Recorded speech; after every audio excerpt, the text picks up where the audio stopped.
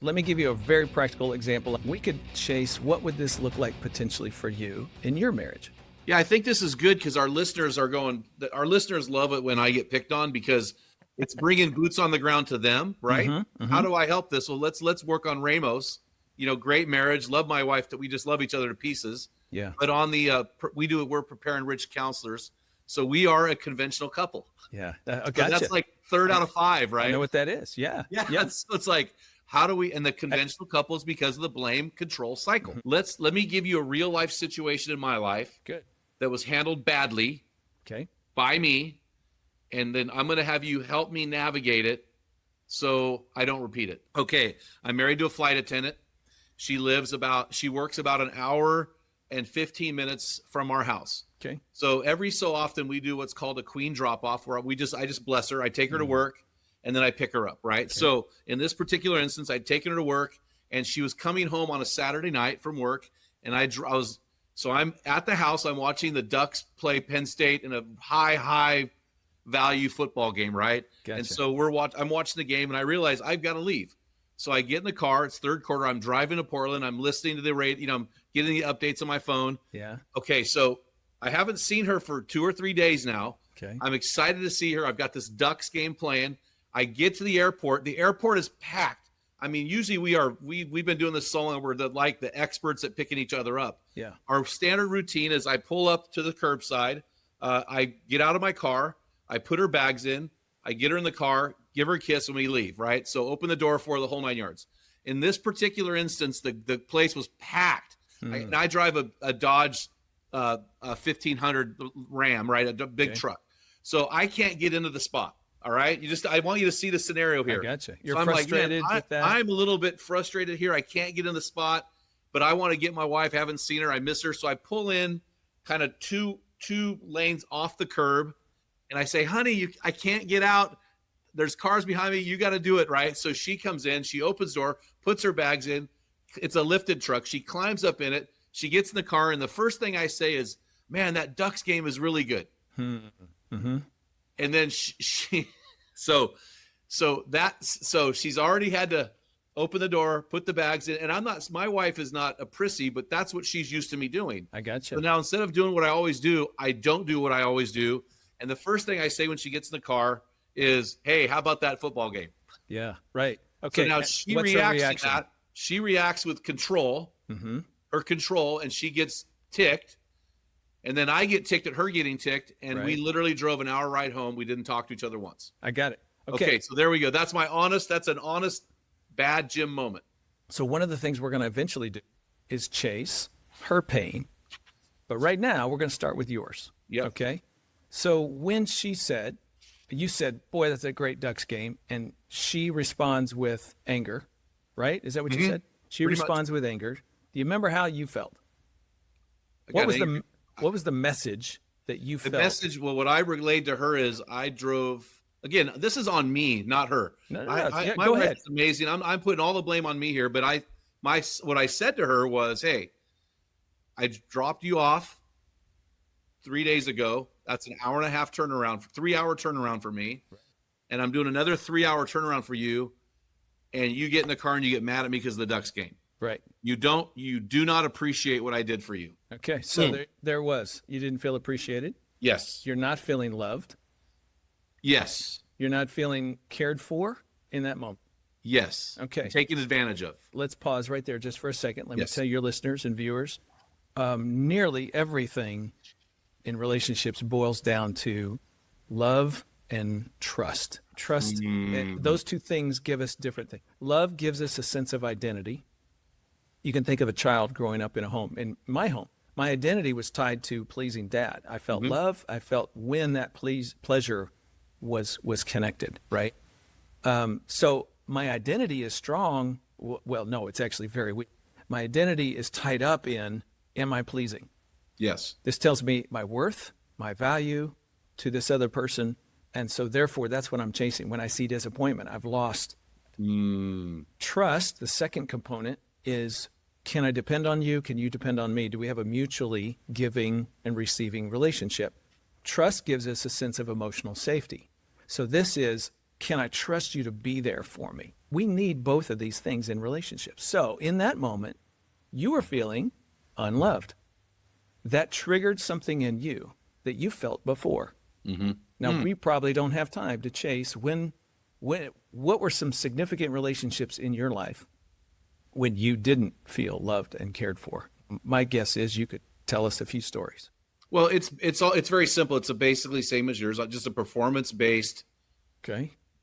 Driven dad, which is fine, but that's what I got used to. So it's kind of goes back to the performance thing. So this is a perfect example of you were performing for your wife and she said not good enough. 100%. And you felt unappreciated and unloved. Do you see how this taps into one core theme in your life? This is not about driving 3 hours. This is about, are you loved?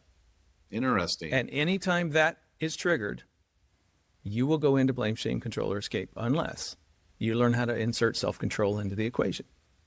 And it doesn't matter if it's your wife or your boss or your best friend or somebody that's deeply important to you. When you feel that lack of appreciation, when you feel them saying to you, you didn't cut it, buddy, you didn't perform on it, sorry, didn't get there, you're going to have this same mechanism.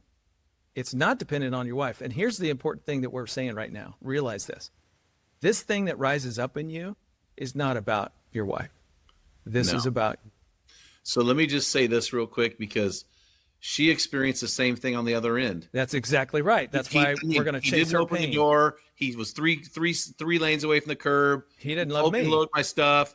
And the first thing he said was, "Man, that football game." Yes. So now I triggered the same thing in her. So this stuff about, do I feel loved, is about, am I important? Am I valued? Like, I know I'm valued when he gets out of the car and comes around. But right in this moment, but here's what's crazy about triggers. You could make a case and say, but I do drive up to the curb and I've done this 1,000 times. Why does this one negate the other previous? Yes. Because your brain doesn't know the difference. In that moment, the past record makes no difference to your brain. Your brain doesn't think when it's in the limbic system. It only reacts. This is craziness, but this is why the old flesh comes out of us. Wow. So for you, there's a love trigger. For her, there seems to be a love trigger. And there might be a few more layers to this we could unpack over time. Yeah. Everybody's getting the idea. Yes. And now you know what your vulnerability is. So your pain cycle starts with feeling unloved, and it ends up in you reacting into blame. For her, it erupts into criticism, it sounds like, or something like that. Yeah. Control. Yes. Now you know that about you. Dude, you just figured out half the problem. Okay, so now here's what we're going to do. You're going to fix me this. You're going to fix that drive home. Okay. So what should I have done? Let's work through the steps. Let's work through the steps so I don't. We know it's already happened. Yes, but let's I love pretend I can do a do-over. Okay, So what should I have done? let's imagine you're in the car. You're both steaming, fuming, silent. By the way, that's the escape part. We withdraw into silence, emotional disconnect. So you started with a blame. You also add a withdraw into escape. And nobody's talking to anybody. And let's say 10 minutes goes by. And all of a sudden, you say, okay, what I know about me. And you start going your 4 steps. Number 1, you say the pain that you feel. Step 2 is the thing that you already do. In other words, this is the old self. Okay. What is step 1? Step 1 is say your pain. Say your pain. Say your pain. So for you, say your pain would be, I'm feeling like I'm not loved and not good enough.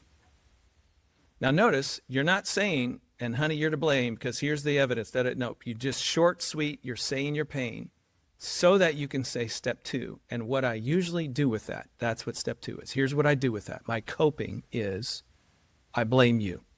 And I've already done it. Step 3. Now we're going to get recentered in what we're calling a regulating truth that's going to move you in a new direction. Now, regulating truth comes from different sources. There's different things that go into this. The capital T truth is God's truth. And anytime I get upset about something, I always got to fall back on God's truth because my truth in that moment is going to be completely selfish, going to be completely, self-centered and self-preserving. Yeah, I don't trust myself at all when I get dysregulated, and nobody should. I go, wait a minute, what's the capital T truth that God's telling me about me? Here, that's the important piece. Am I loved? See, you're feeling unloved. So you have to say, what's the truth about whether or not I'm loved? You're going to take a piece of God's truth and speak directly to the pain you're feeling in the moment. And would you say God loves you? Yes. You know that. Like everybody, 100%. anybody understands that. Yep. Even when I'm screwed up, even when I mess up, yep, he loves me. So you always start with, but God loves me. And here's what I'm coming to learn. Honey, you love me.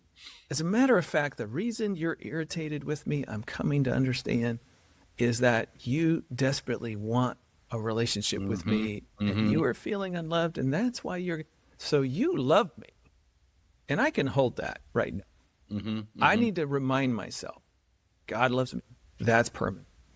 You're here. You love me. That's good. I'm going to hold on to that. That's step 3. So step 4, so what I'm going to do now different based on that truth. Here's the new me. Here's the new thing. What I'm going to do now is, and imagine you're saying all this out loud. Again, you're signaling to your wife, I'm dealing with my log. I'm moving to a better place. I'm trying to bring a better me to our usness. And she's hearing you say all this.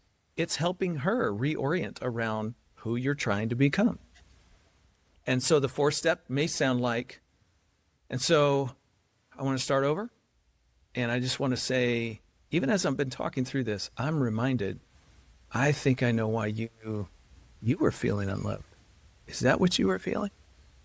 And all of a sudden, the conversation has shifted out of you being protecting of yourself to you being a listener, and it's bringing something new to the equation. Now you're gentle. Notice your tone is dropped. You're getting more controlled. You're bringing a softness rather than a hard, reactivity. A lot of things are shifting as you're working those 4 steps and saying them out loud, and then beginning to put the 4th step into action. So why, again, should I say these things out loud? Number that 1, sounds like a real important step. It's a huge step. People will push back and say, I'd just rather think it than say it. Yeah, I wish you could. But there's 2 things going on. First, you're signaling to your spouse.